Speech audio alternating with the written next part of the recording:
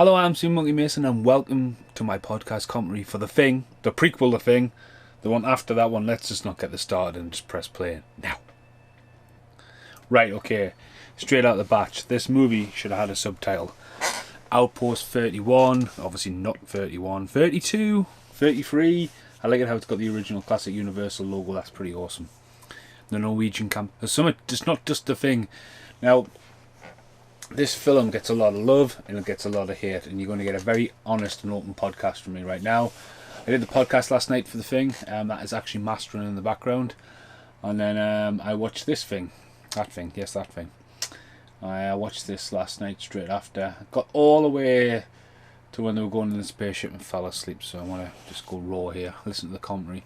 I think the intention was good. I think the idea that, you know, they didn't want to try and remake Carpenter's remake and tell the story of the Norwegian camp. The producers talk a lot about coming off the back end of Dawn of the Dead, and Universal were happy just to you know, I think the guy said it in terms that he didn't want to sell his house, kind of had a metaphor, and like basically like how much would you take to sell your house, and you say a silly number and they take it, and that's what they did. They pitched that they wanted to go for the Norwegian camp. So this is set like obviously about a week, well not this bit, like this is well before that, but obviously it's the events beforehand.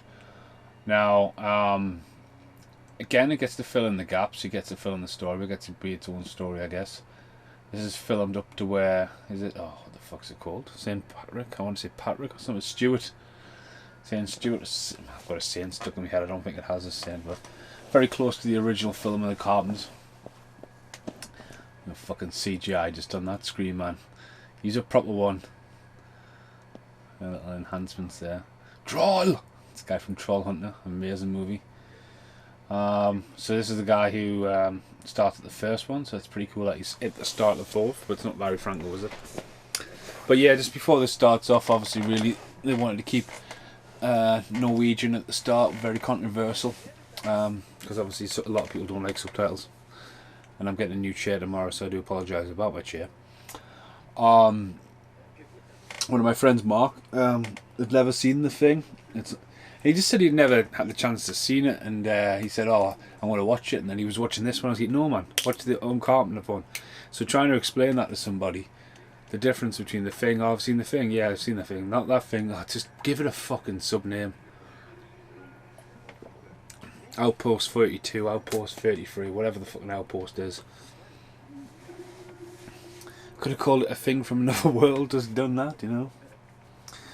But yeah, speaking in the native language, these are Norwegians, and again, like, they just went off and did it, and, you know, it's kind of conflicting because I've just watched the mini documentary there, and they run about honouring the effects and wanting to keep it practical, and then it's been known that they obviously came along with a paintbrush of CGI, and just, you know, a few people have been kicking off about it, but I don't know how much to believe in that.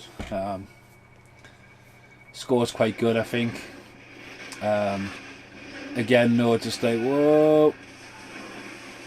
At the end of the day, the idea of what's possible in someone's imagination with a pen now, I mean, it's a bit... It's a fucking epic intro, but like, yeah,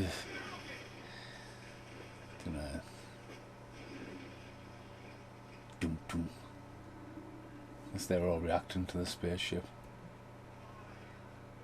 down below, and then the Thing creeps through the window of the fucking screen. Well, apologise again. It's just going 12 o'clock. Another late podcast. I thought if I didn't do it tonight, I didn't do it. I was meant to actually do a podcast with Paul and Carl today. We were meant to do... I think we were going to do the Labyrinth, but we ended up not doing it because I got busy and tied up. But there's a spaceship. And then here it comes. No fish tank in plastic bags and smoke and glass there. It's all digital now. So... The thing what threw me off about this, right? Obviously I watched it last night, and I don't know if it's because I'm linked to the internet with my PlayStation, but There's trailers for Dead Don't Die and Get Out and stuff, and I was like, what? And then I got a bit confused. I mean, it might be because I bought the box set just for one of the videos, but even then, so I don't know if the Blu-ray is quite interactive. So a bit like a 4K trailer on it. I was like, what? I bought this box set for fucking right eye. It has. It's like I've been targeted by the internet of trailers I should watch. So obviously straight away there was a lot of controversy about a woman being in the movie. Why? You know what I mean? So yeah, obviously bringing a girl into it, and then obviously this guy as well, obviously cast mainly for his humour. So even the casting, you know, people jumping on the bandwagon a bit too much, give it time to breathe. You could double bill it. You know, it's one big epic film. I mean, the one about trying to keep it looking like Carpenter's, but straight up, it's very fresh, it's very polished. I don't know. Ensemble cast, not really. There's quite a lot of people in this. Bum bum. Oh yeah. He looks suspicious from the start. You just know he's going to... See, again, right, you just know he's going to be the villain. He's just got a look. Kind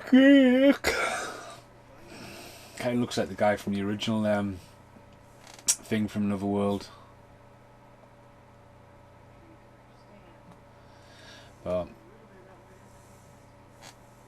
I remember when it came out, the front cover was class when they just had the like ice break and you could see the ship and just the thing.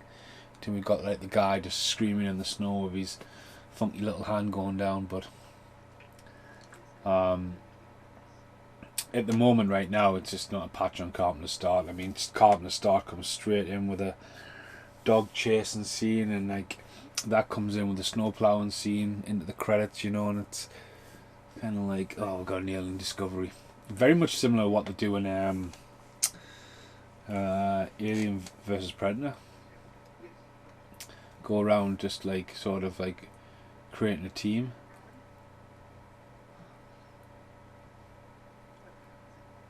Again, the backstory that these went to college together as well, so, and he's always been in love with her but couldn't really tell her. They're getting that chucked at us.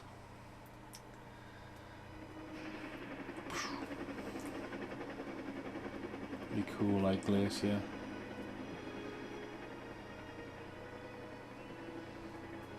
Again, it just looks too good. It's too steady. Is there really a helicopter there? I mean, you think about it now, it's just like, right, how much does it get 2 helicopters up there, or just take 1 helicopter and then CGI helicopter in the place, you know what I mean? Now, backstory is that he was originally going to be MacReady's brother, delivering some crate of JB to him. And again, these two as well, who are like all the way through the film, you think that you're safe with them because one is like MacReady and one is like Childs. You know, but again, it's kind of like... He's asleep. Again, bringing in, it's meant to be the Norwegian camp, but we've got Americans, we've got... Oh, he's Australian, isn't he? So... Put your earphones on.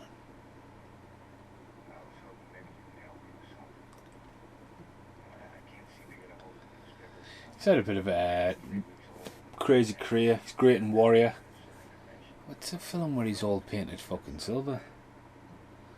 The Gods of Egypt or something? No, it might be Exorcist or Exorcist. Oh, fucking, you know, I'm tired, I'm sorry. I should have fucking done this tomorrow. Tomorrow I actually get me a copy of The Thing. Brit's bringing it up for us. The soundtrack. I know John Carpenter just told him to go for it. So saying that, well, with John Carpenter, if you look at Carpenter's films, have either been getting remade, or now they've been trying to do a kind of reboot or follow on to Big Trouble in Little China, But The Fog was remade, and like you look at The Fog and like the whole twisted story about her being a ghost and stuff, and like, what the fuck? Salt and Prison 13 wasn't too bad. Thought it was, but all of his stuff seems to just come under the radar. I mean, whatever else his stuff. Seen Cigarette Burns the other day for the first time. Just got it here in my hand as well. Quite enjoyed that.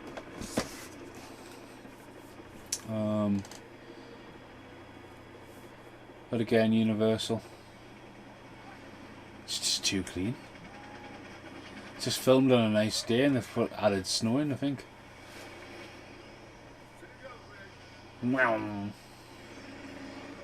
At least they got the snow reveal back, did they?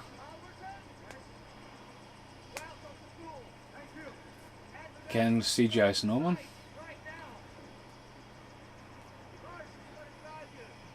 I can't fucking read the signs, very similar.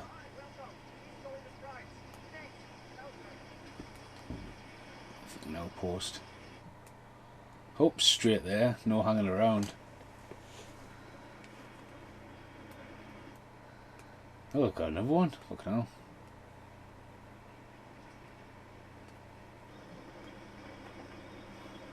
Fuck me. How many trucks have they got?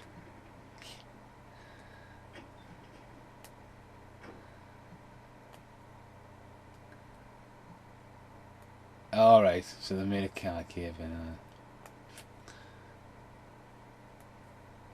Found the way in.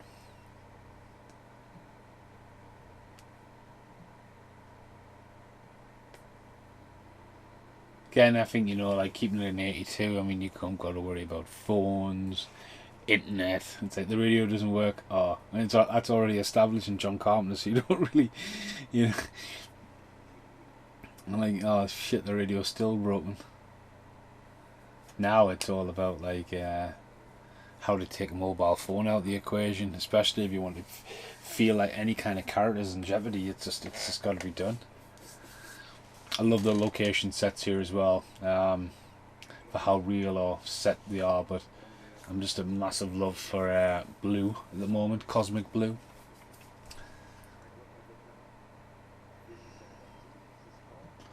I love it how they like he's got that one jacket that stands out a mile. Casting pool in Norway, they talk about it's only like 4 million people there or something. Like they all seem to work together on other projects, so they've all had this chemistry as well. A lot of them's done great. I don't even want to try and pronounce some of the names of the Norwegians, but the guy who's obviously went on to be the villain in Fast and the Furious, and also Game of Thrones, which I haven't seen, but everyone rates. Like everyone sees this now. Oh, it's such and such from Game of Thrones, and it's like, all right, yeah. Bum bum. Very similar, but not exact. Obviously, like they've brought it into the modern era of like where technology's gone from just a flying saucer in the original. Very heavy score there as well. You know, very like hard hitting, unlike what we have with Carpenter's, like a doom doom. I mean, which still does exist in this, but there were very heavy cues coming into that. Again, if you look at the evolution of matte painting, what we had a lot with Carpenter's last night to this, and you can't fault that. I mean, it, you know, it does look like it's there, but your mind kind of says it's not there. And they've already found the creature.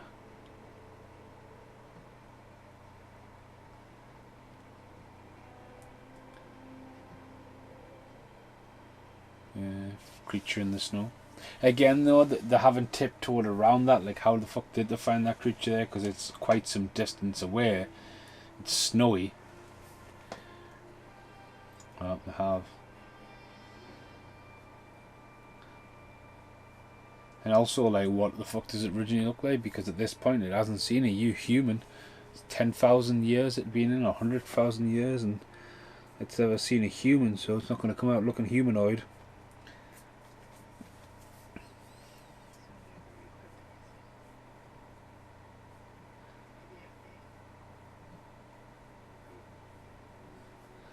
Alright.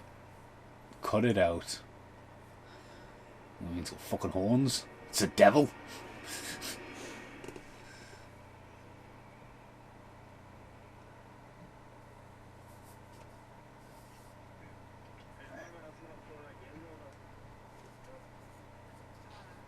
Again, trying to work out the characters, and there's a lot going on. There's a lot of, I think as well, the one guy who comes in and just gets shot, and like, who the fuck was he?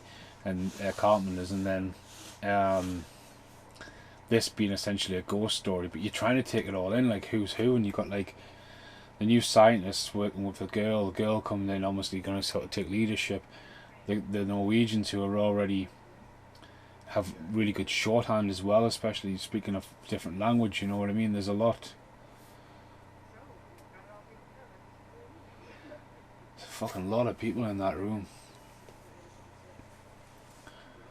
And then we've got the dog. Now, if they had fucking, like, oh, the dog.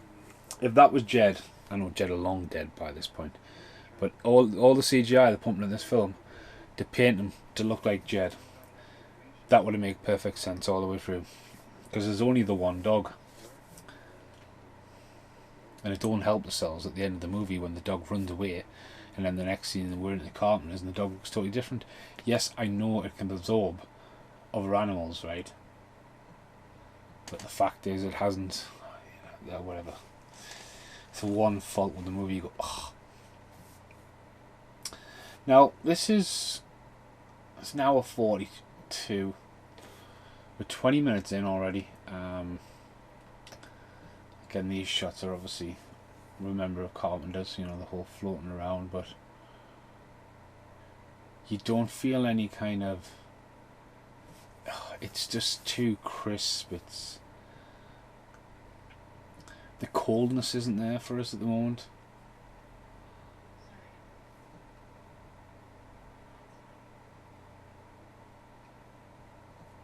Staring out the window, and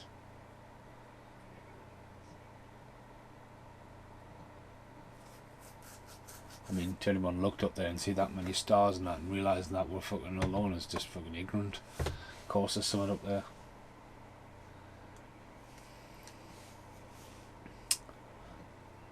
So the trucks are a good way to show you how they got that. There's that dog again.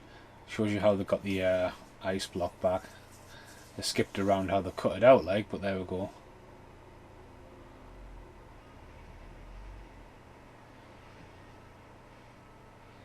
Oh, he's dead friendly with the dog as well.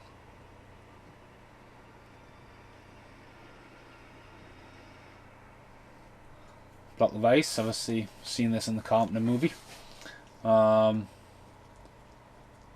sent me in the Carpenter movie, but again, it's just, it looks so enhanced by CGI as well. That's the problem. I mean, it's dead funny. This seems to be enhanced.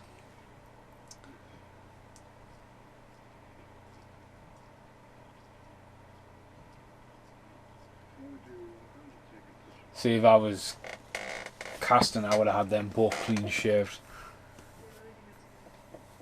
Just fucking everyone else has already got a beard.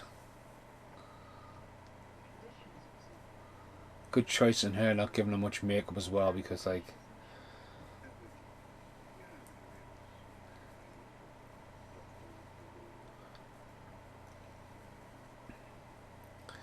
a big power struggle as well, like.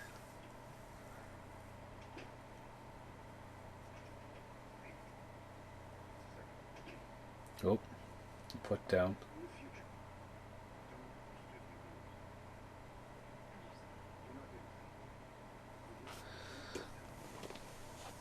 Doom, doom, doom. Again, they have to deal with like, alright, we found a fucking alien. We found a spaceship. We've brought the alien back. I mean, have they been in the ship? They're eager just to get in there. I mean, it gets the film going, but they could have, maybe to move this along a bit more, they could have been like, they could have had the ice block there already. They could have showed you the ship, they could have showed you where the ice block was, then come back and see the ice block. So he doesn't need to hurry, they've had a night to sleep on it, you know what I mean? I would have changed that around a bit.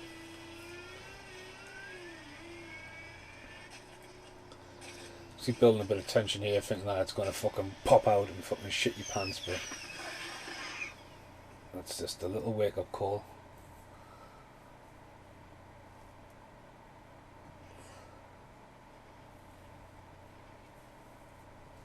I guess handrail.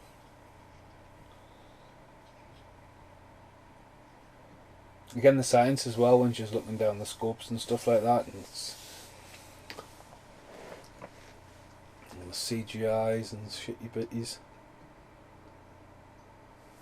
Got the camera pretty down, like.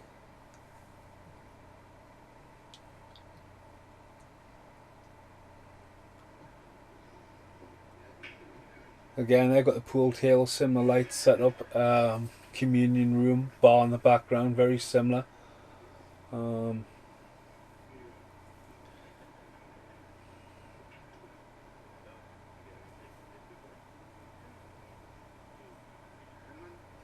hell, there's a lot of people, like.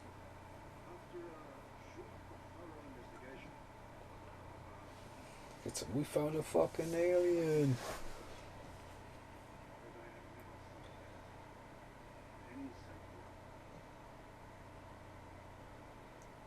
I mean, the sense is like everyone's getting used to everyone here. Block of ice again.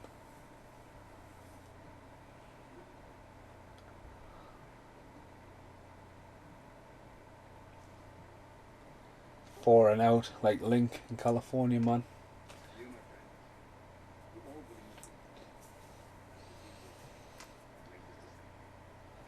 We found a fucking alien.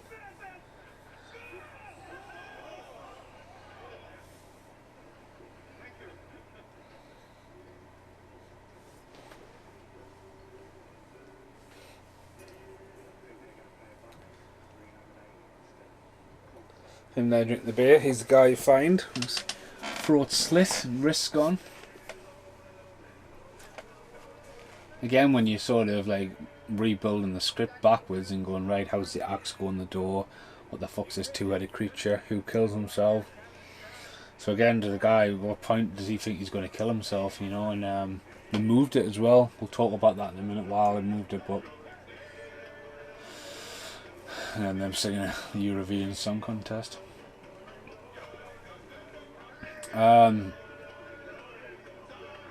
Again, though, what they tried, I don't think they do very well here. Is obviously they set him off and work. Oh, he's going to get got. Yes, it's leading a bit of direction, like, but Carpenter just left it like nothing to pay off and like not subtly about stuff, like people being absent. You know what I mean? And, you know, if they weren't in the shot, you've got to wonder where they are, and that's what Carpenter did fucking so well about it. Like, even like looking back, if McGreedy is still the fucking thing and stuff, it's just fucking. Oh, look, I mean, him there. Oh, fucking Sixth Sense going down. He's a really good actor. He's been in fucking loads of films, like. So they've only got the one dog. And again, if that looked like Jed the dog, it would have been fucking brilliant.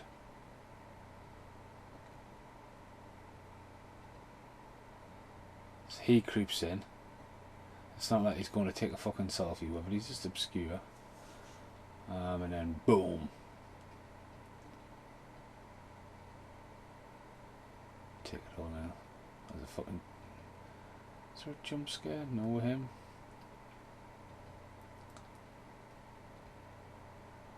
Went down for better luck.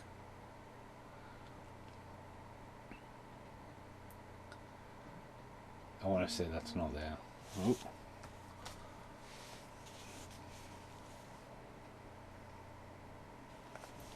Voice message off Cooper. Can't be playing that. Fuck knows what I'll get. Hi Cooper. So yeah, he just got a jump scare, doesn't he? I mean, definitely got curiosity, but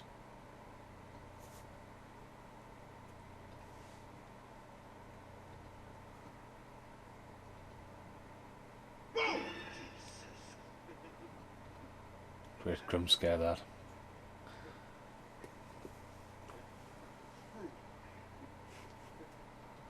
CGI breath. Gotta be.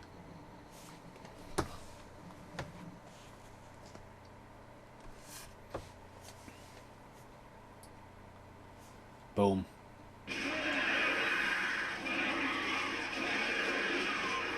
It's pretty cool.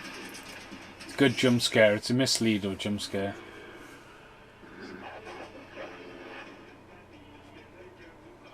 Fucking you, like he's getting something actually.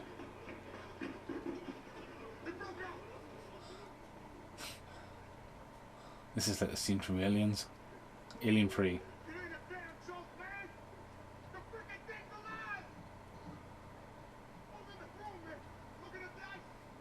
I think Joel, I think he really sells it there. The rest of them just... Okay, now we've got a problem.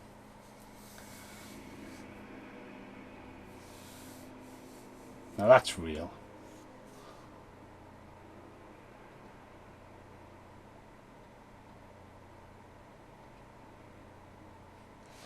Uh-oh.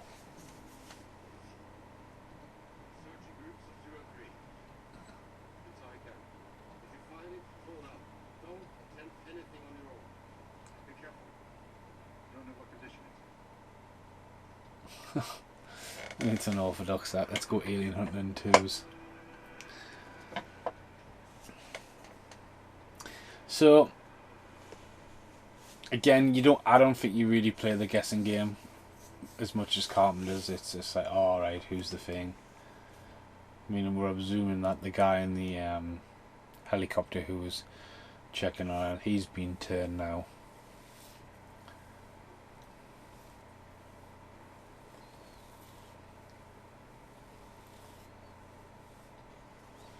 Yeah, maybe it's like one too many cast. I mean, there's a few cannon fodders here, especially the guy who goes underneath the foot and.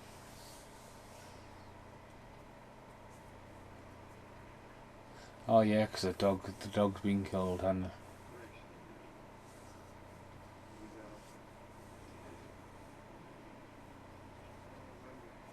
again, though, him saying he doesn't remember, it's kind of like, do you know if it has been if you have been taken over?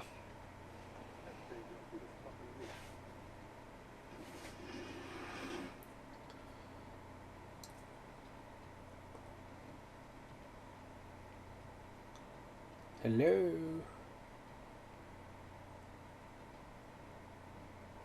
It's really dark, this movie as well, I think.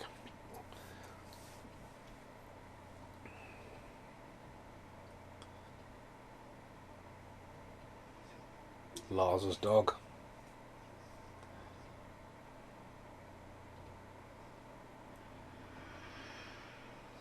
Pretty bleak. I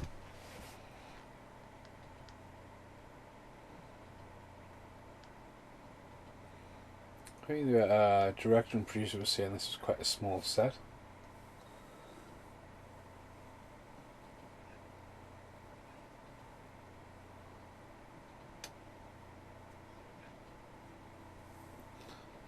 Go. Won't hang around, we'll find the fucker there. Stick your head in there. Now the guy behind him obviously gets, well, he gets attacked in the aeroplane, but like the helicopter when it goes down, but like what happens to them? Do they survive?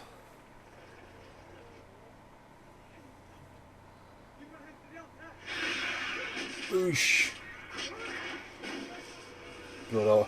Blood all over his face.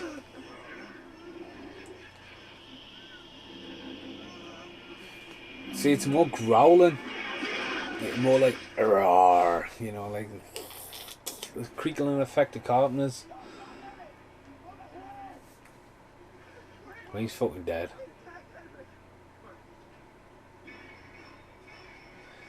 Totally different kind of score, like look at the score hitting down there, ding, ding, ding. Oh, we're getting to see it. What we're getting to see. One of the things with flashlights. Just eating them.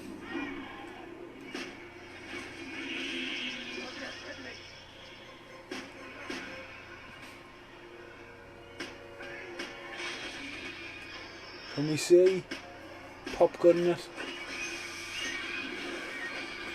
Oh. Fluke shot. Steam it to death.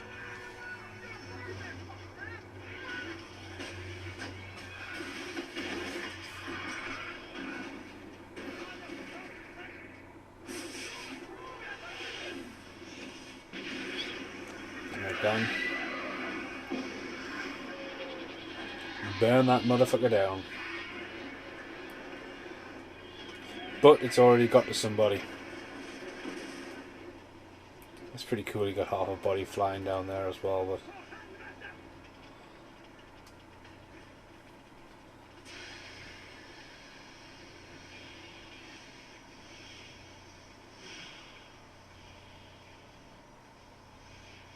I mean, it's been high quality filmed, but like it's kind of obviously, yeah, technology's gone a long way, but it's really dark compared to the Carpenters.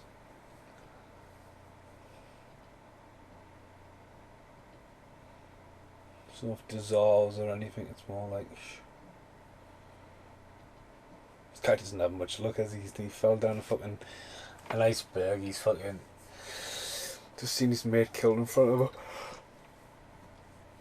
Excuse me, he's in a helicopter crash the next day. It's like, oh, lucky mate.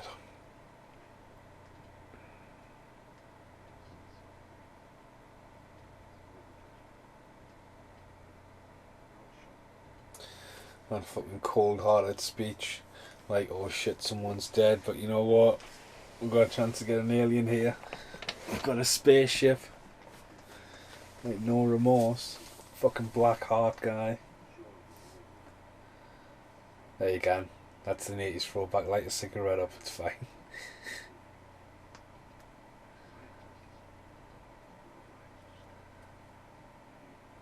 Hitting down the science thing.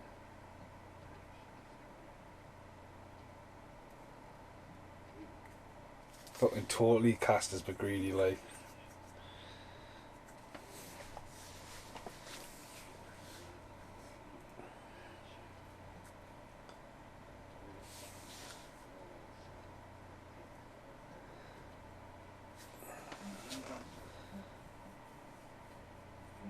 I can't wait to get rid of this chair. It's so uncomfortable.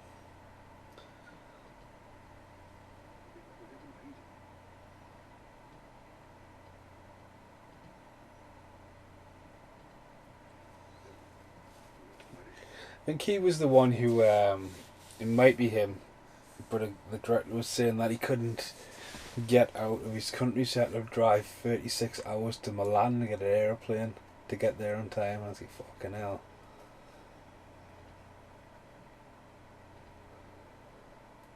So, yeah, big ass fucking spine. Again, yes, it's been torched and all that kind of shit, but even the Rob Bottin double face had been torched.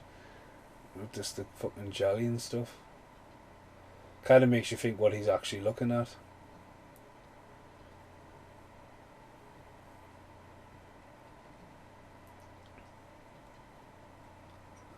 Fucking autopsy and a half in it.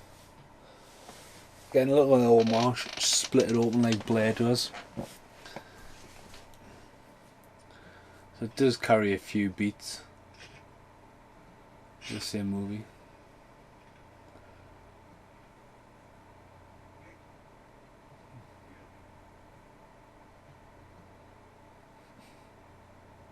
What? Are you serious? It's like, oh. Now this is one of the coolest things about the film that nearly got cut. And it's mental to think that this one's only well, I'm sure this one's only a 15.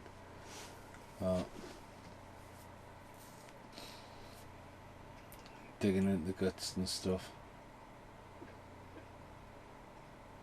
And then the face.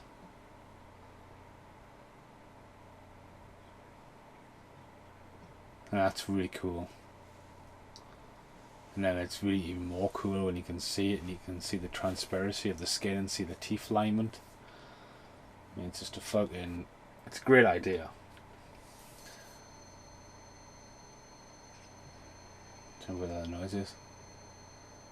Fucking hell, give his tenders. Is that coming from the film? Fuck me, that was a weird sound, wasn't it? But yeah, obviously in the it's really cool that.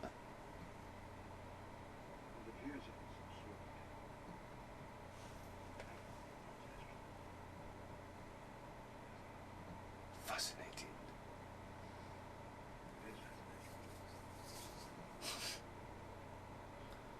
The one scientist always goes too far.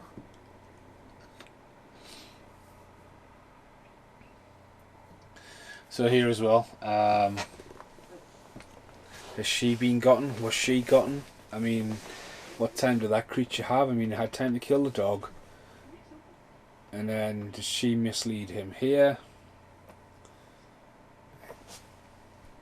He was trying to work that out, and it's just... I don't think they give enough... I mean, they sent him to the ship. The fucking helicopter, to go, oh, well, that's when he got. But I don't know, not enough time. So yeah, put a little different twist on it. You're never going to top the blood scene. You don't really want to copy that. Even though these guys are more scientific than the other guys, you know what I mean.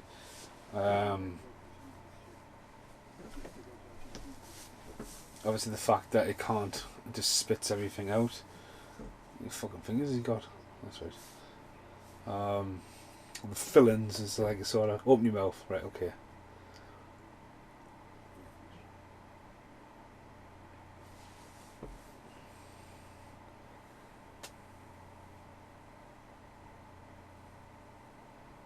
So yeah. See here with there's little advancements to CGI.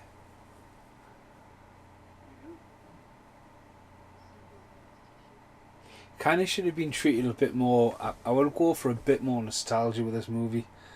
I know they wanted to give it an updated version for a new audience and all that kinds of stuff, but like the fact that, you know, if you were wanting to put the films back to back, you shouldn't really have any advancements, especially here. Looking through there, it's like just remembering Blair's little computer simulation, and now we've got glowing cells and stuff.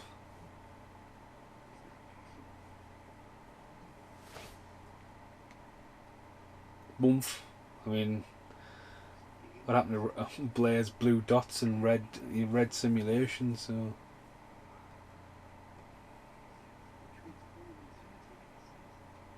yeah. Sign of the times though. It could have got just totally remade. But even if it got remade, would they left it so bleak? No. It's a nice shot, that. Nice. Again though, perfect weather, perfect sun, CGI.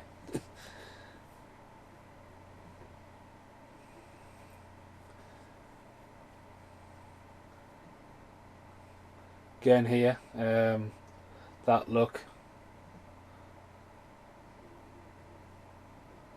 You know, like that look there was like sort of like, now they've got time for it to be fluttered around a little bit. Obviously his earring.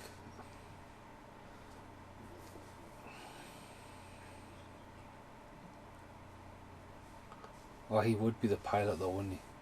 Yes, he would be.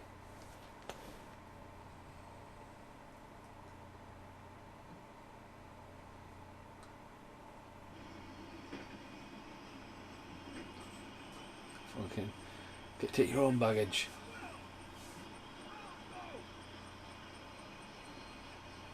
Again, takes out the helicopter.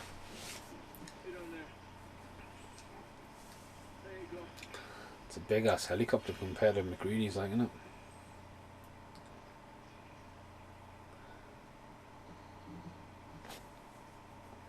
Just so happens to spot some fillings on the floor.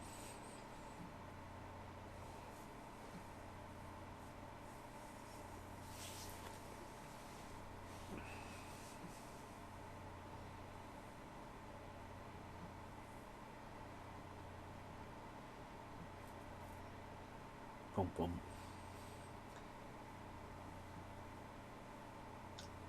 Right.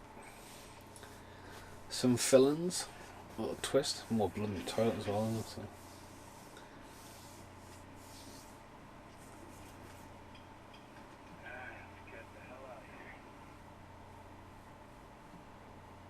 Do do do do do.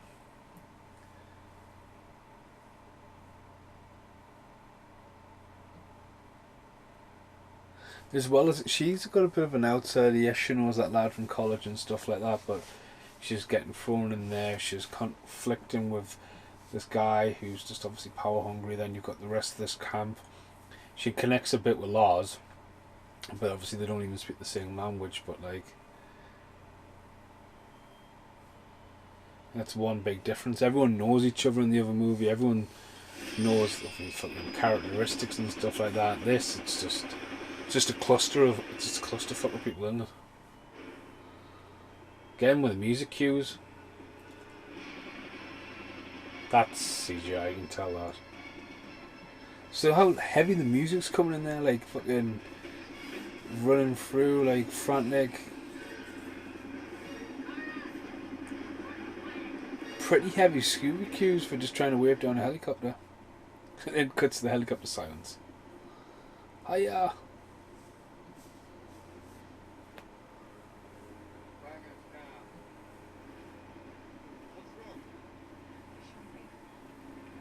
I mean, is he the thing now? And then we get a face split coming. I think it's at this point anyone watching this movie goes, oh no. She never really saw a thing really attack till later on in the movie, but this is like, just explodes.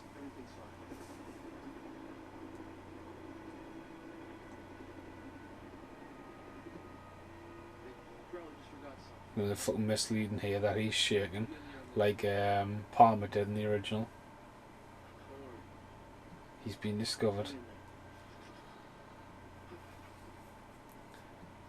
Oh.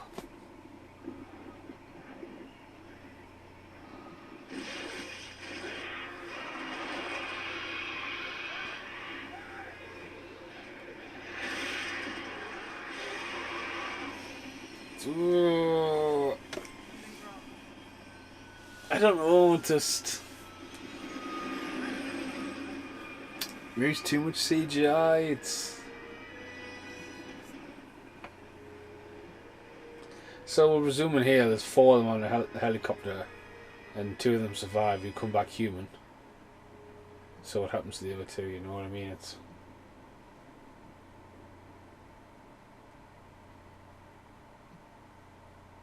leaves it open though.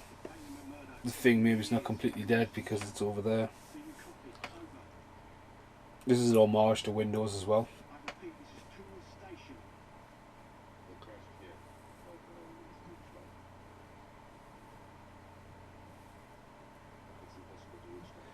I mean, it could have been a cool earlier scene where Windows. I mean, the actor's still alive. I mean, they could have had Windows talking to him briefly.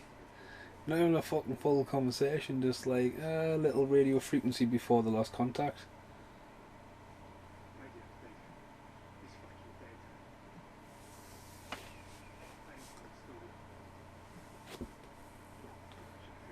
So he's the thing. She's the thing.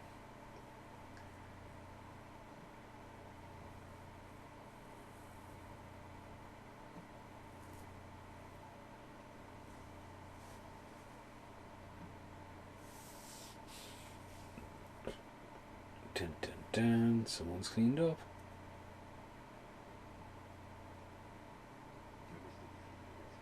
Fucking hell. Subtitles came on top of her.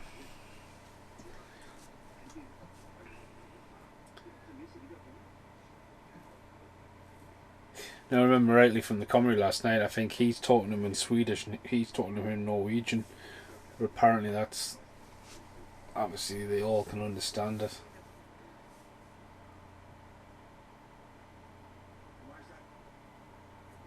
What's showing him? So he's the only thing really here, and the woman who's missing from that occasion, who I'm guessing is the cook or the cleaner.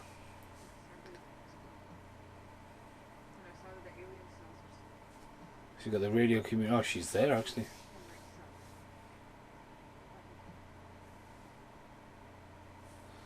So there's at least two things in that room.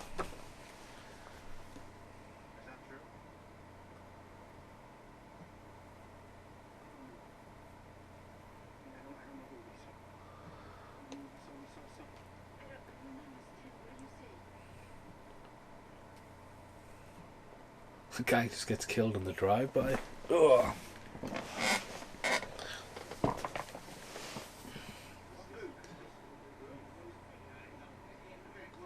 See, again, I refuse to call it by its year.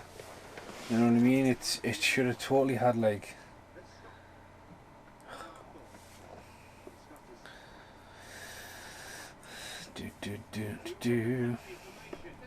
Trial.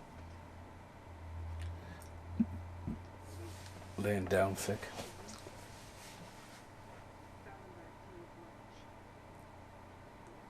Blood. Blood.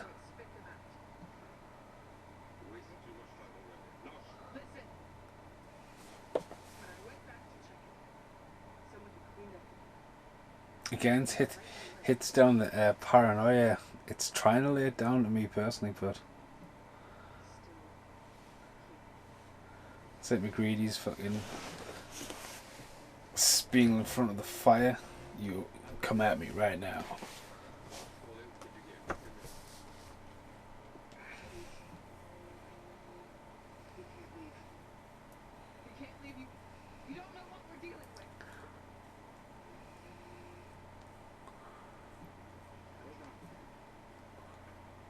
Well done, you've created carnage.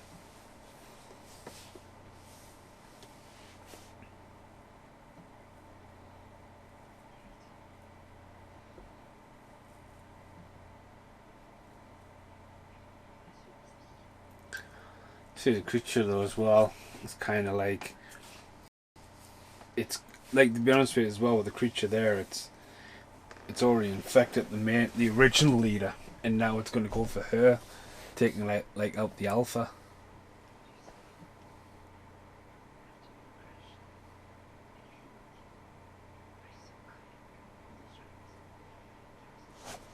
Obviously misdirection as well.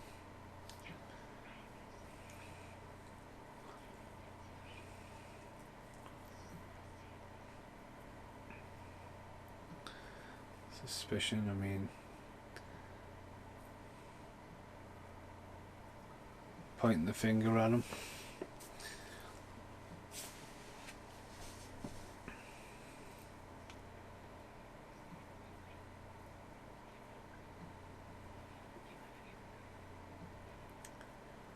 Dun, dun, dun, dun.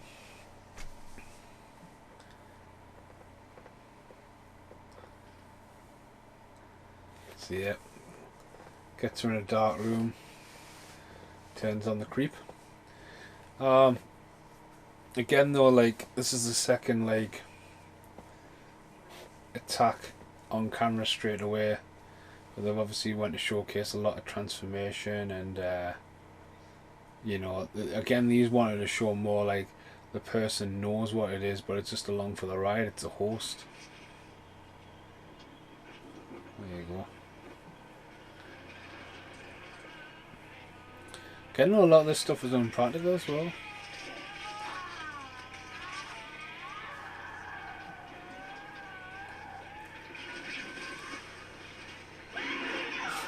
Fucking body full of teeth.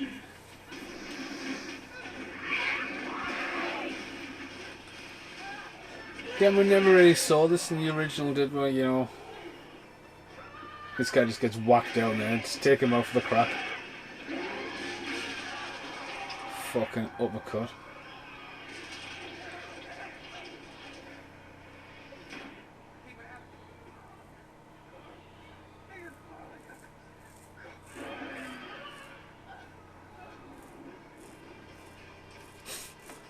Kind of a Mars shot at the back of Charles coming in.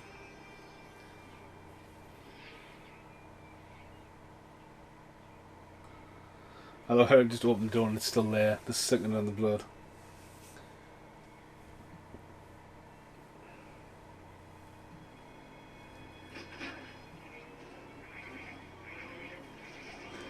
Too much CGI for me.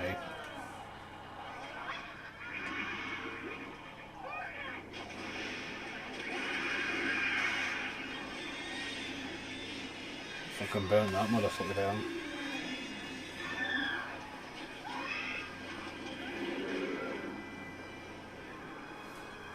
Into the kitchen.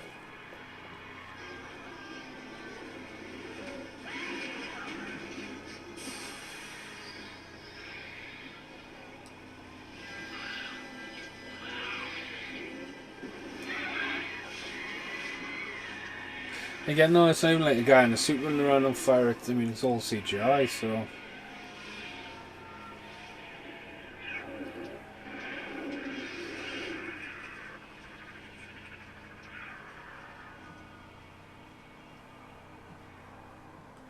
Pretty brutal, like. Again, deal with the problem, burn the fuck out of them. Again, it's a scene from the first one, you know what I mean? Barrels down, snowplow in the background, Bunsen burner.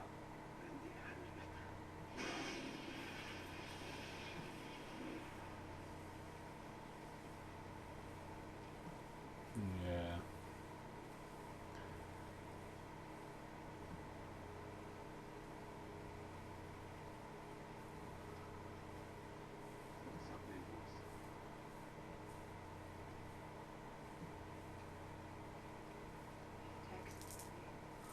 Again, Kurt Russell. You come at me right now. That's what this is. Again, though, it's like they're not remaking it, they're telling their own story, but they are borrowing key moments from it and twisting it around for their benefit. But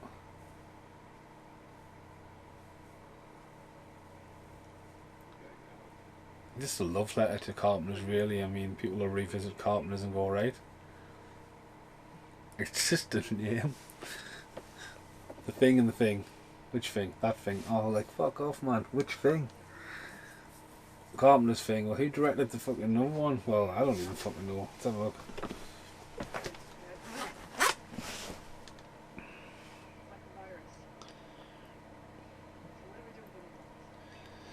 Oh my god, he's got a fucking huge name.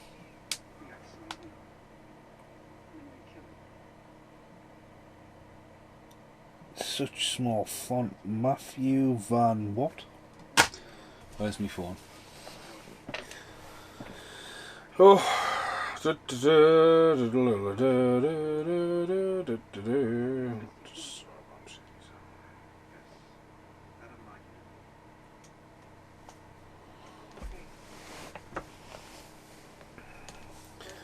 It's time to look for the director's name.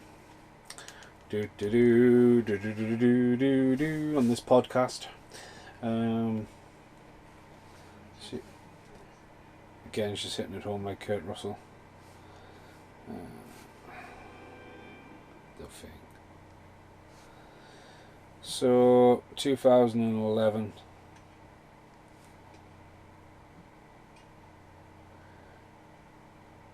Fucking right. So yeah, it's fucking John Carpenter's The Thing or Mathis van Hell van Gen Jr. Wow. 5-star. An uninspired prequel. Oof. Critic reviews. It's not human yet.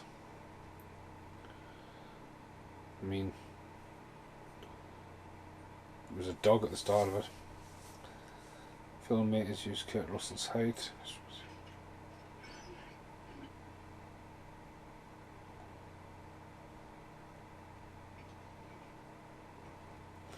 Yeah, I'm not going to go down the fucking trivia and goose because everyone will go fucking. Looks. I mean, again, it does get a lot of hate.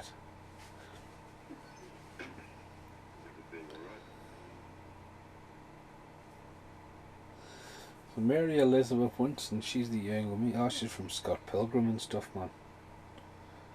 Fucking hell, she's in Die Hard 4. Yeah, she's been on that.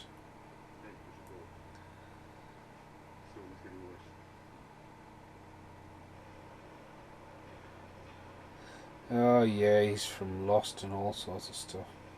Big cast. It does have a big cast. Why is it just called The Bloody Thing, man?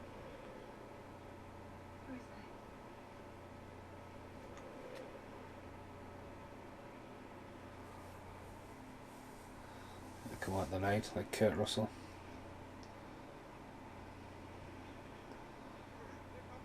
Yes, they slapped on Dawn of the Dead from the producers of Dawn of the Dead. It's Not Human next. So I wonder was confusion like.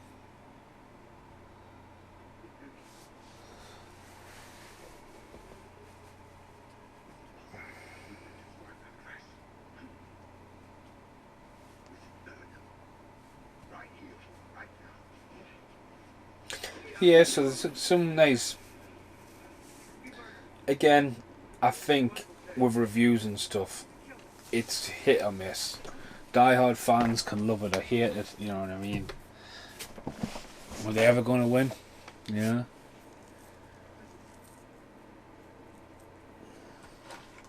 But you can say that about the original Creature from the World. A lot of people love them classic sci-fi movies, and you know how Frankenstein the other one was. Close that door! He just walked in. That bit the original. The guy doesn't even let people get through the doors and he's shouting at them. But like, if you grew up and like, say for example, you've seen that in your 20s and then you got to see The Thing in the 8, like, you know what I mean? Like 40, 50 years later, whatever it was, and you fucking go and see John Carpenter, you'd be like, what the fuck? Like, they would probably hate that, but.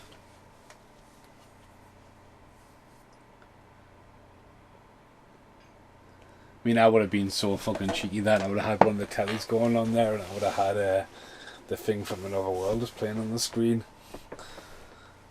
Or Halloween or something like that. I'd probably, no, they could have had Halloween because 82.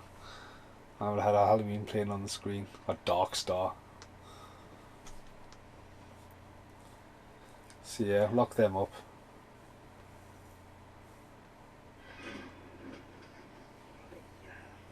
Don't move, demons.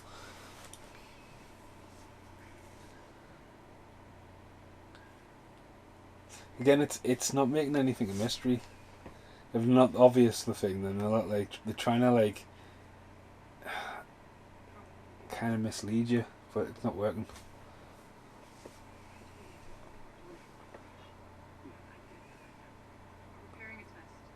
But again, going back to Carpenter's, it's like the guy gets killed on the airplane, and it breaking character to fucking attack somebody. It never really broke like face, so to speak, to attack somebody in the original. Because even the bit where he's giving them CPR and his chest opens up, it's almost like a reaction. That. Fuck me, I can't see what the fuck's going on here. Tell you one film I wanted to dig out after this was White Out with Kate Beckinsale. Well, that would be a good one to go into. The fire. And the lab's gone. Again, just like the blood disappearing. There will be no test.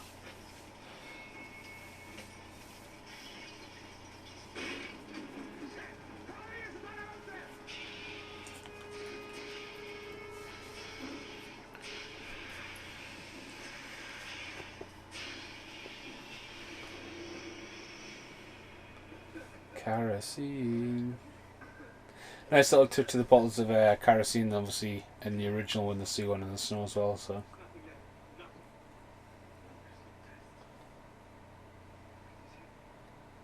So, there's only one of them a thing at this point, and it's him on the left there.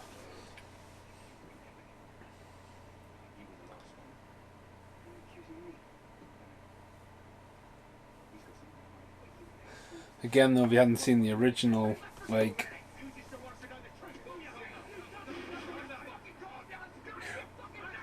See, some F-bombs there. There's only like a couple of F-bombs in the original. Fuck you too, and you gotta be fucking kidding me. He's like, fuck you, to touch me, fuck you.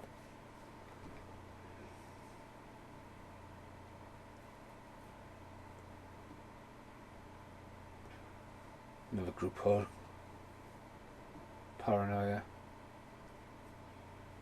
Especially really takes lead here. And this is their blood test.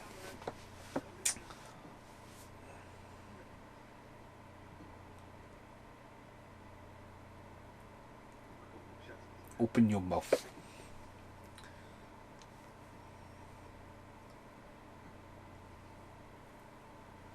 So bear him.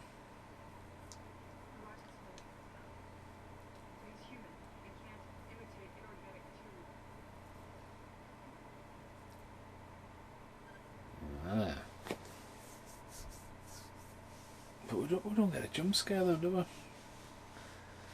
Get them parted off. Oh, we do, man. Well, he gets killed by... Well, he gets shot, doesn't he, when they break out?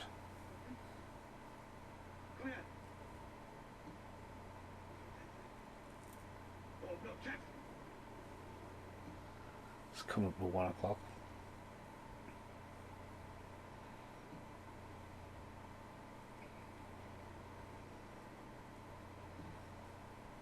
Safe.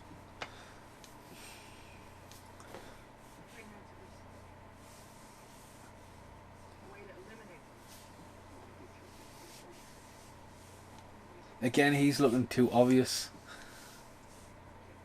He's like, you know, too obvious.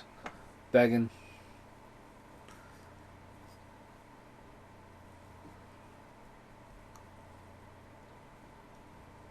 Went on to be in one of the NCSIs, hasn't he? So a CSA, I haven't seen the one about, but popped up in a few things, and obviously plays Lloyd Christmas in the Dumb and Dumber era. So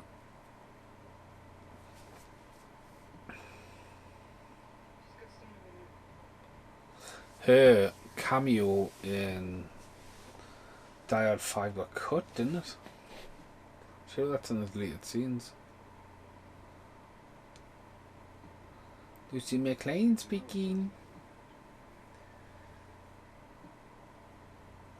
See, he's too obvious as well, but then he becomes the final hurdle, and again, I just wouldn't have done it.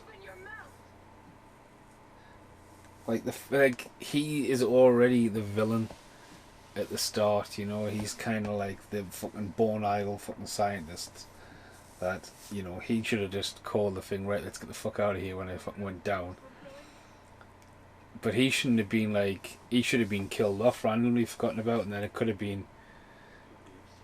And then a guy in the background who's about to get blown up and gets shot in the head in a minute anyway, like fucking Richard Mercer. Like, becomes the final baddie. Doesn't have to be anything personal or a fucking vengeance, because as soon as the thing, he's not going to fucking really remember that.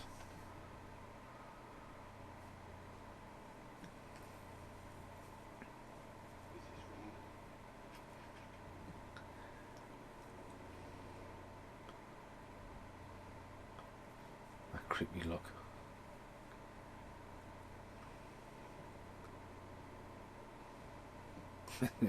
Love how he just doesn't show the mouth and just walks over there.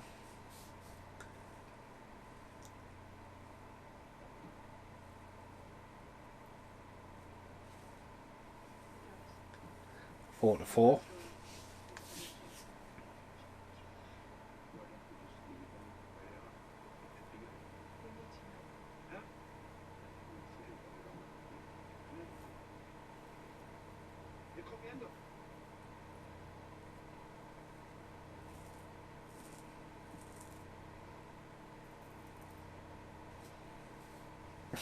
I'm really like, so she's made it just be like 2 to 4. I mean, fair enough, he's got a flamethrower. I mean, you're not getting any closer to them, but like, then send 2 of them out to get the other 2. But again, isolating them like they did with Blair, and when they go back to find them, they've like not done a Blair and fucking built a fucking spaceship and moved that office desk down there. Where he's little weldering cannon and all that, they've just escaped.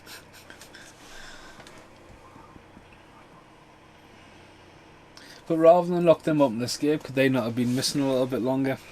And we saw them trying to get back.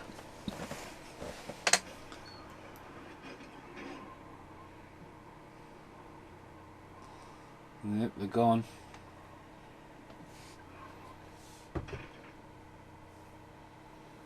As well there, I think we're getting a look at maybe his core ice samples as well. Some of the drilling. Fucking shit, I can't wait to fucking literally take me pickaxe to this tomorrow. Shit. They've escaped.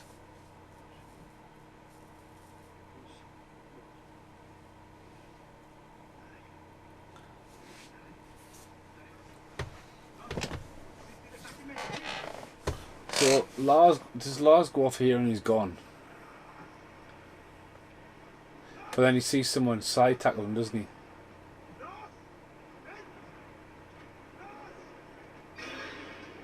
So yeah, music cue, Lars wiped out.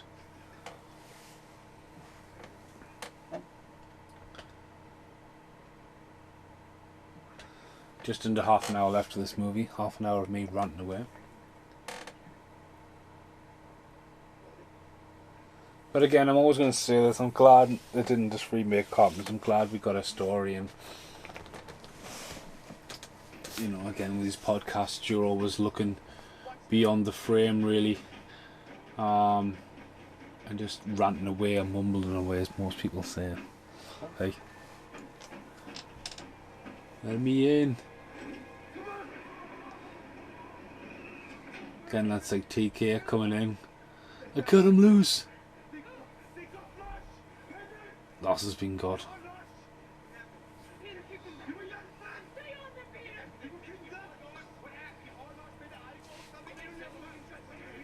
So the original was about an hour and 44. This is an hour and 42. So they're almost the same length, the movies.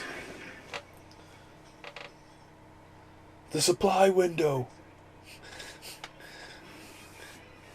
Kurt Russell in there, fucking all looking freezing cold with some dynamite. Fucking heavy on the score, mind. That heavy, I'm fucking thinking about turning it down. Where's Lars?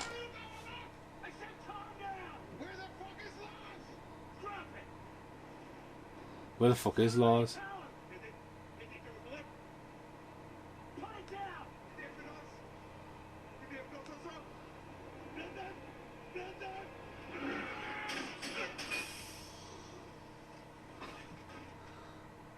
Again, like Richard Mercer, pushed to the point that they're about to kill each other.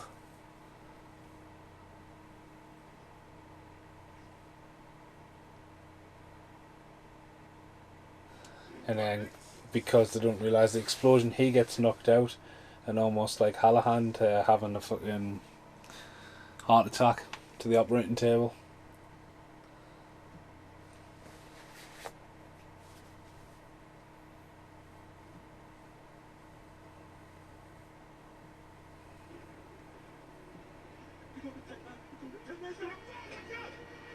Boom. Too much CGI. And falls like Kurt Russell does when he runs. Oh god, I shouldn't have watched these back to back. Similar kind of fall to Kurt Russell running away from the fucking graboid attack in the basement. Explains some of the holes in the wall, I guess.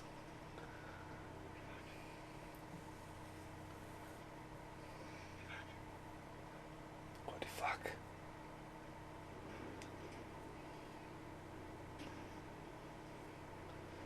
So they've got a gun, Bunsen burner.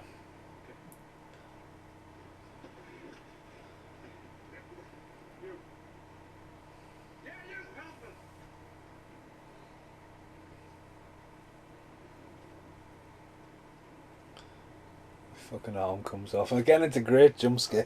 They were on about, was it cut or did they film it? Like one of the feet attacks somebody. But they thought that was a bit too far, and I'm fucking glad they did. I mean, the arm's one thing, but running away from a foot.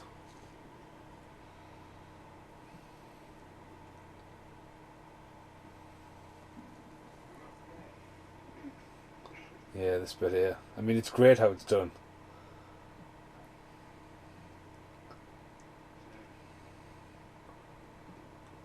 Comes in and you got all this misdirection going on, and now you got them come to take back over, and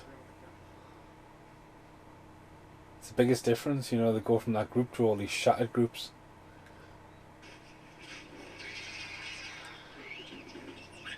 Look at that, I mean, fucking vicious that thing, man. Again with creepy noises, and like it's not like it's squealing like a little squeak. Oh. Again, when you watch the making of, the producers wearing a nos. Fuck me, man. I had it in my head a second ago. The name of the ship in Aliens, Nos. And anyway, like that's a fucking graboid attack. That. Fucking whiplash tail of hell.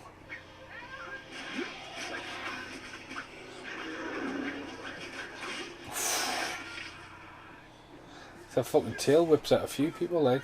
So he's off to hide.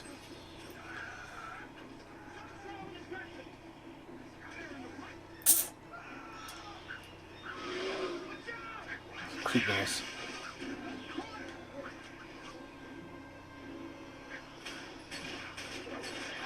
And then he gets killed as well,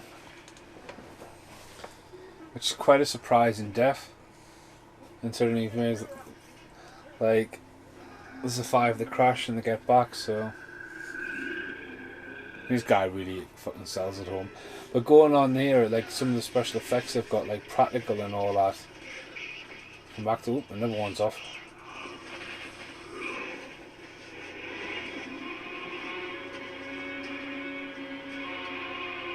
It's pretty insane. Fucking upside down fucking spider thing. And the whole face merging.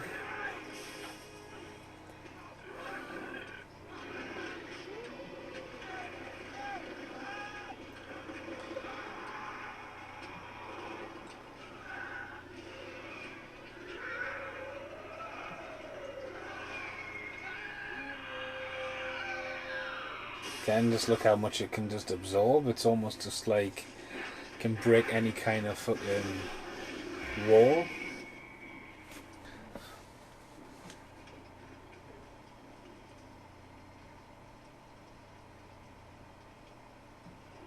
Well, he's definitely dead.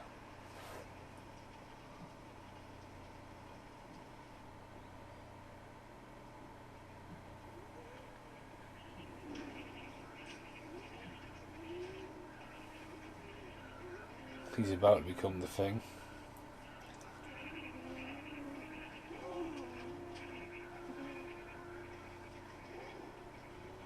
See, it's a lot of makeup gone into doing that then just to put CGI over it. So he's essentially killed like Windows.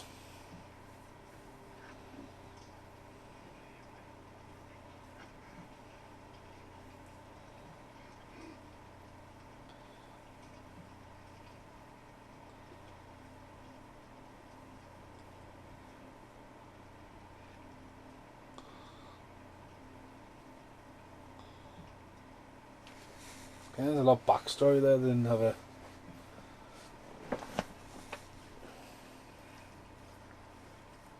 fucking a lot of them got wiped out there, mind. There's a fucking CGI fight behind it. Just no.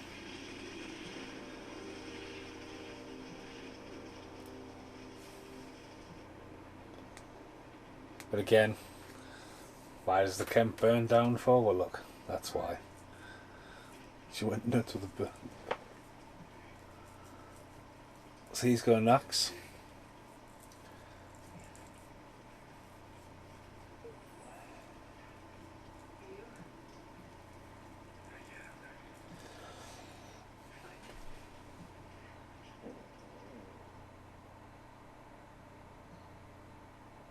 Fucking hide.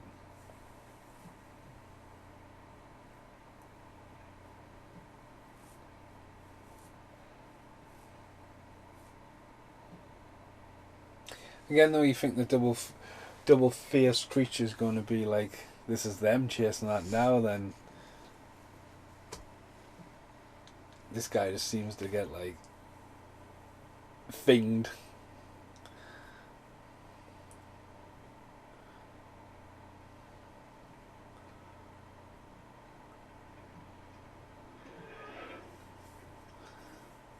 So yeah, here's the scene with him. So he's in there, and originally his death happens around now because he's got himself in his radio room. He's locked himself in.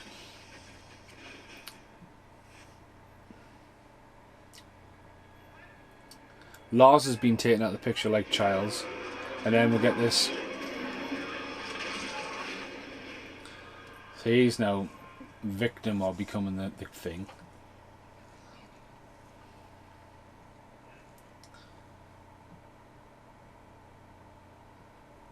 When the axe goes through the door here, obviously, which is seen in John Carpenter's movie, the idea that obviously the other guy's in the room panicking and he thinks someone's going to come in for him, so he decides to kill himself.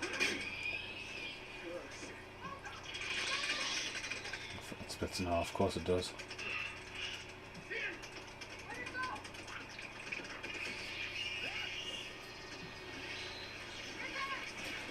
Reassemble.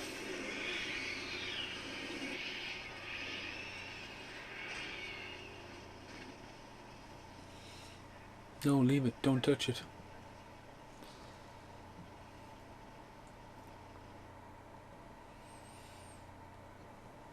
So yeah, that's essentially where the suicide happens. Hence why there's a little gap between them. Go, don't touch it, to them walking through the next door. So.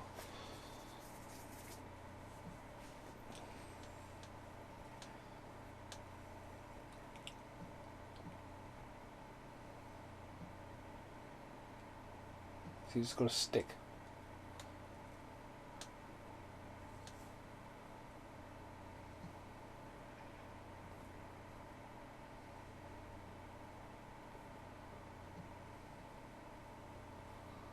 Map room.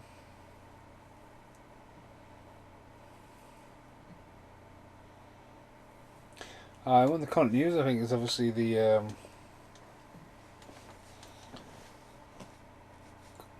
you'd think that one of them might have been filming a lot more. When he seems to film the original Ice. Do they get separated here, don't they?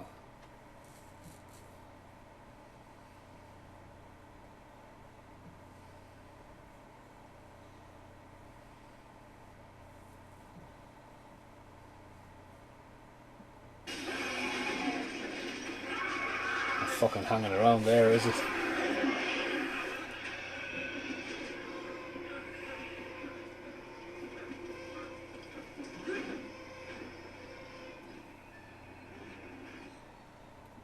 All them doors.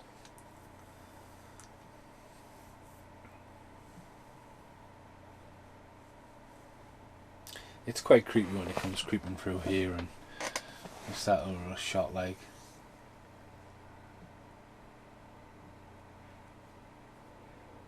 Especially with something like, again, talking about the Carpenter one with the steelbook they brought out Universal, like the two faces twisting apart. It's even being put in the front cover, and it's not even like a fucking villain in the movie. I mean, this essentially doesn't die here though, because obviously it's thingy Bobby Bomb when he runs out with his hand. I mean, this is what affects him. So it's a scene where it's going along at that level, and you can see its face. It's really creepy. My Other Thing podcast is just masked in the background. I think he's got the knife. Last line of defence. See that there? I really like that. Maybe he hangs on it a bit too much after it's turned its head, but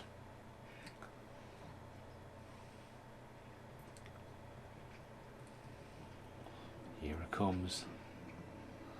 There's the weed out of focus shit about it as well.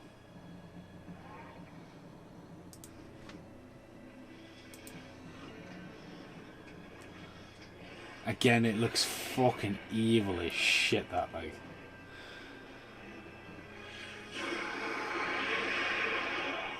And you think, alright, you think it's over. Oomph. Stealthy like the T-Rex in Jurassic Park. Straight outside. And that's where it's found. Yeah.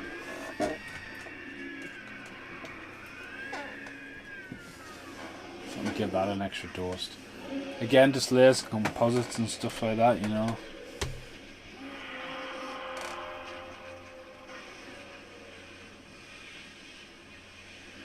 I don't need to see a screaming face and shit like that. Just burn the fucker.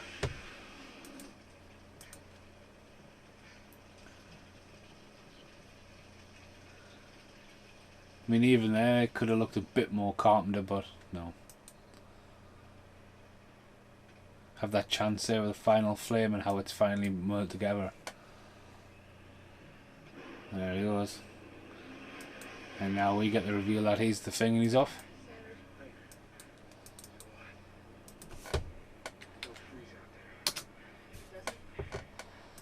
I can't whisk it. Why about the world? That feels like the fucking coronavirus.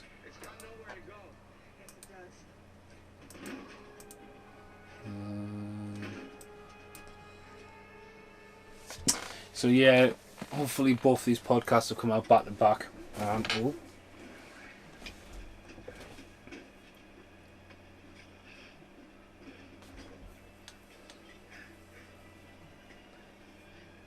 Because don't I really just talking about podcasts there, like obviously I told us a few times, like, but I released Demolition Man and then Tango and Cash the other week, and I think they were just too close to each other because one will cancel one out, one gets all the views and the other one doesn't. So when I did Speed 1 and Speed 2, released them at the same time because I did them back and back, and there's something like fucking 13,000 views between the fucking videos, but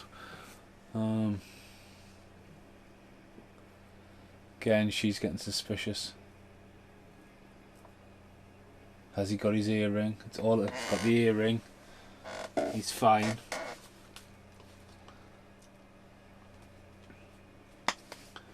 Again, you think these two are going to get out okay? And we're going to get the spaceship. Essentially 20 minutes left of this movie. Didn't take that long to get there, did it? But there we go. It's a movie.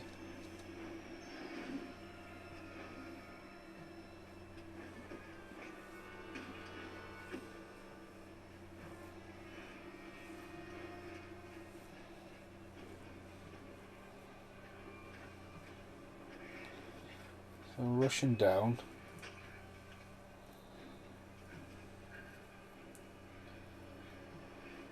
I mean, what's the plan? I mean, they're running towards it. So the idea with the alien ship as well is the alien ship, the thing was captured and it escaped and wiped out the entire fucking ship. So that's the fan theory. The hatch is open, which obviously I don't think was before. Again, Predator 2.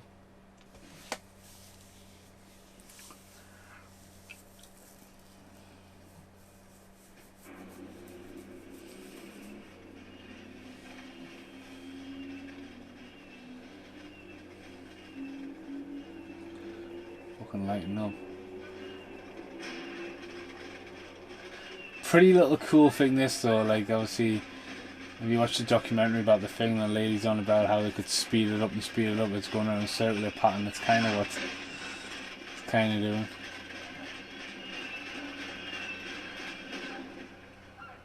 I mean,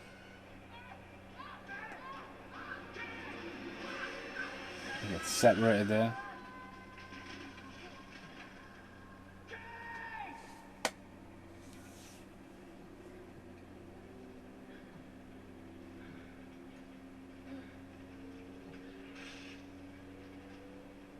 You're gonna have to go in now, mate. I mean, he does have the fucking flamethrower, but again, this it's starting up and going down. Obviously, makes the big parameter excavation.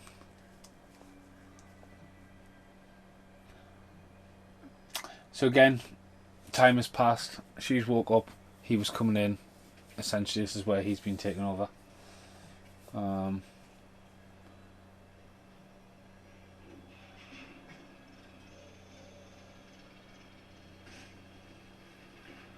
Should probably not leaving as bleak as Carpenter's. Yeah.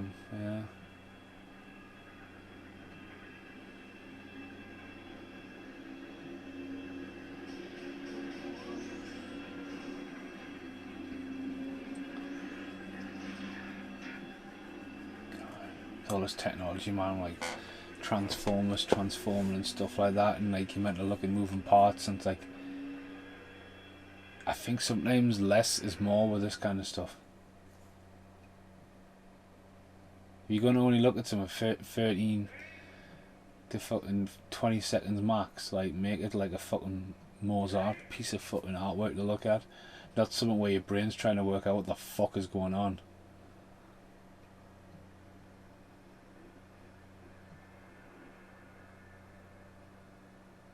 It's very alien vibe to Predator.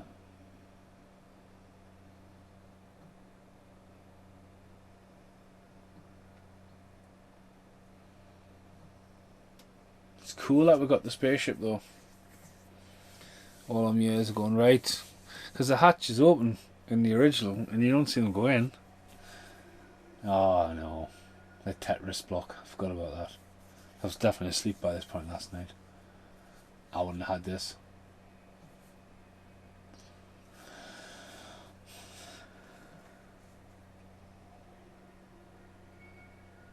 It's impressive animation, like, but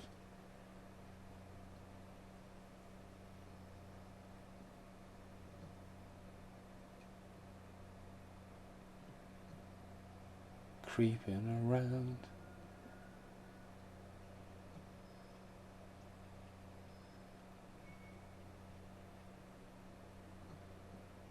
Oh, she's got a thermal grenade, hasn't she? That's what she's got.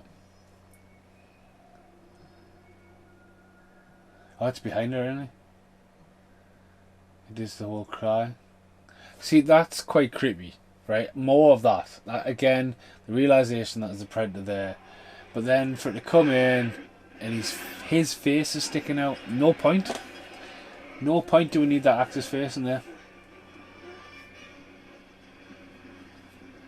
We don't need a fit. Like, no. No.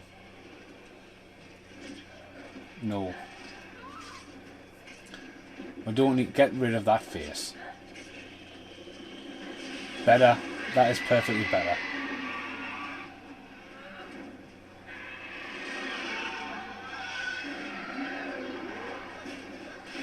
Gone for a lot of oh.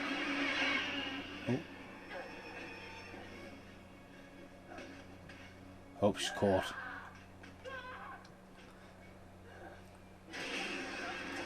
Well, you're not fucking safe, like.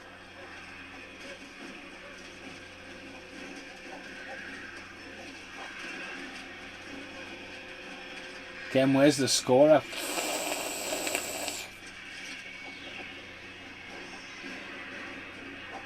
I don't believe for 1 second that a creature that can morph into absolutely anything cannot get in a vent and around the corner. Especially like when it can, you know, eat people and reproduce them very quickly. I'm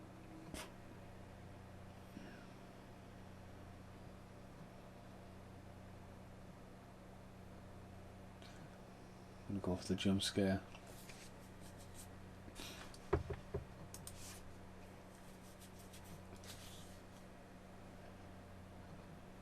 Easy. Easy. Great bit of tension this though. Bit long.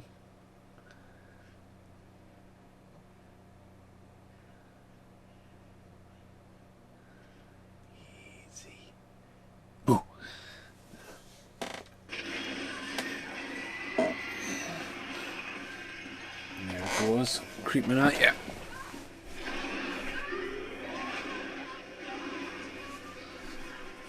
Oh, it's got a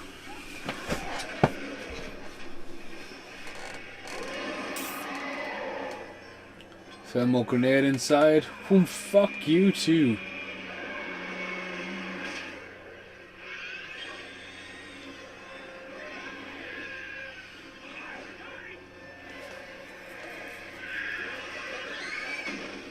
Whoosh.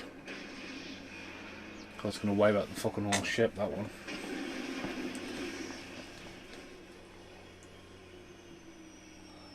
Again, so yeah, the turbines and the fucking thrusters and all that melt the snow above, pans up, see some stars.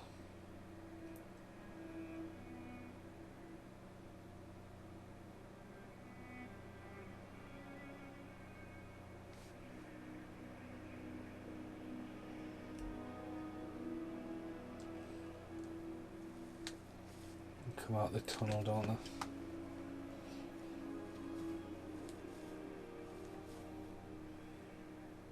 So I wonder why they didn't find the tunnel when they were flying over. I mean, they didn't really have to abseil down, did they?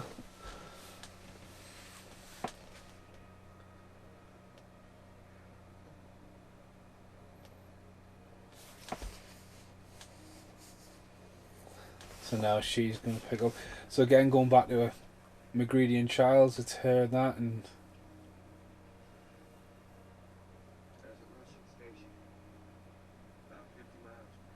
Russian statements, obviously a station, not station, reference to the game as well.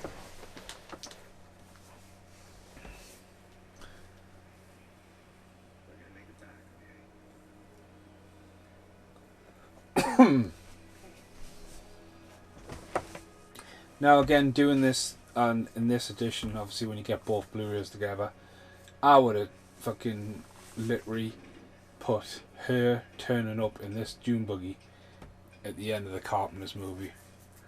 All it had to be is her turning up at Outpost 31. After these credits, maybe.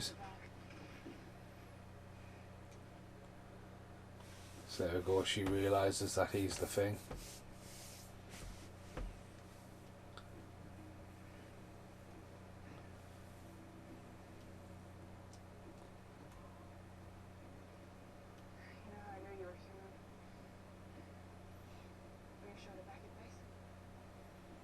Earring.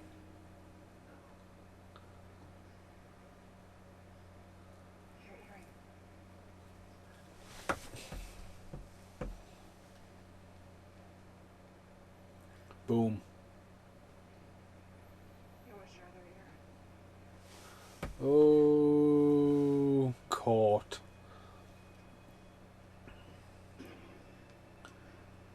Burn him. Don't hesitate.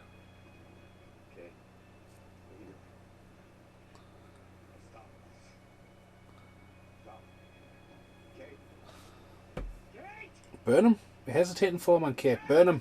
Burn him. Burn him. There you go. Pretty cool slow-mo shot. Him on fire. And having that.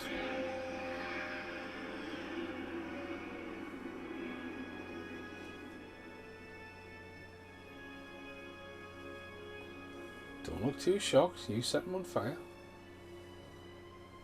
I mean, you might need that, you know.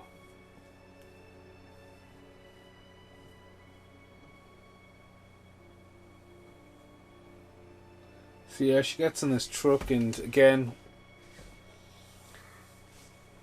it's awesome that it ends with John Carpenter's movie here. And then I would have had the credits and her rolling up with the next Outpost, which would be 31, because where the fuck else is she going to go? I mean, she just mentioned the Russian camp, and that could be, you know what I mean, but...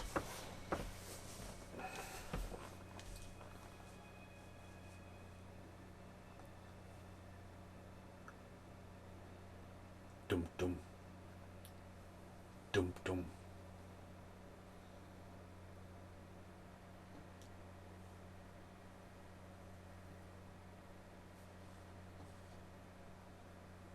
Directed by... Ooh! Again though, like quick chops. I mean, hardly no score coming in, and there we go. Helicopter from the original, or a look-alike at the moment.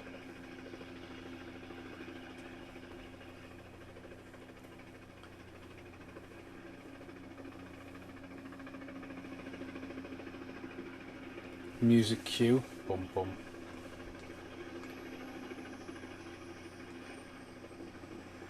So we don't really know what knocked Lars out before, was it the guys? Must have been. So you kind of forget about him.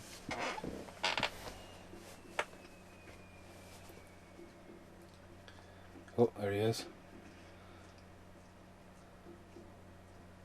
Probably mainly cast to look like the cast. Oh my god.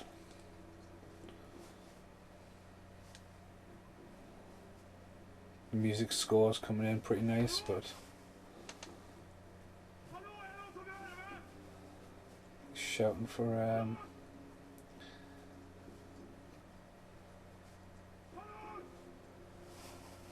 there you go. Reveal that he's killed himself. Which obviously again was cut, but that was no pun intended, like, but you know. Find out what happened to him.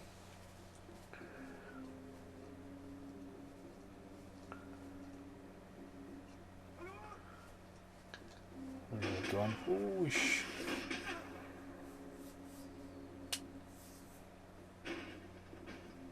There's Lars.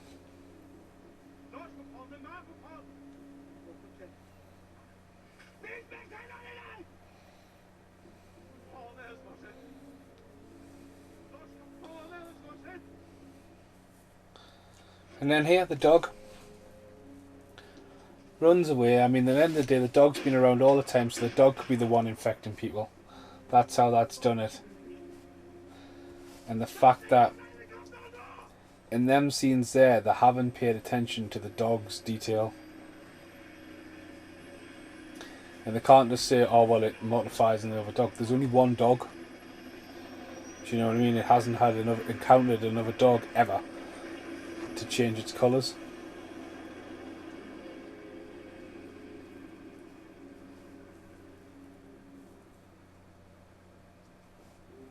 To me, just that extra bit of detail, like, so. There's Jed the dog. Hello, Jed. He's back. For that one scene when it runs away, I mean, fuck me.